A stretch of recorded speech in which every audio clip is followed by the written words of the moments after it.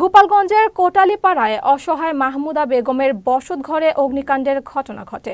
শনিবার রাতে উপজেলার পিঞ্জারি গ্রামে এই অগ্নিকাণ্ডের ঘটনা ঘটে। বসতঘর পুড়ে যাওয়ায় ছেলে মেয়ে নিয়ে মানবেতর জীবনযাপন করছেন মাহমুদা।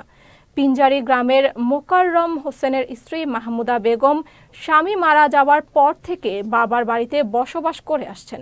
দিনমজুরি করে 4 সন্তানের ভরণ পোষণ করেন তিনি।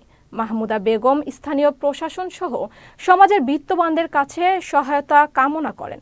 ঘটনার দিন ঘরের বৈদ্যুতিক শর্ট সার্কিট থেকে আগুনের সূত্রপাত হয় বলে জানান তিনি। আগুন লেগে পড়ে গেছে সবকিছু, এখন আমার মার কিছুই নাই, যে কোনো হানে থাকবে, কিছু করবে, কি করবে না করবে কিছুই আমরা জানি না। আমি অসহায় গরিব, 2টা ছেলে পরে তাও পড়াইতে দিন, এখন যাও কিছু ছিল সব পড়ে সব শেষ হয়ে গেছে। এখন চলার মতন পথ আমার কোনো পথ নাই।